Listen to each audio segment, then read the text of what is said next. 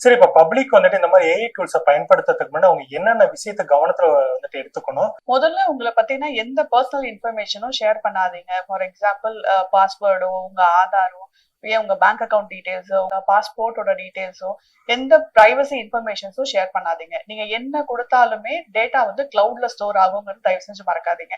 And என்ன permissions கொடுக்குறீங்க அப்படின்னு தயவு செஞ்சு செட்டிங்ஸ்ல போய் நீங்க செக் பண்ணிட்டீங்கனாலே பிரைவசி உங்களோடது.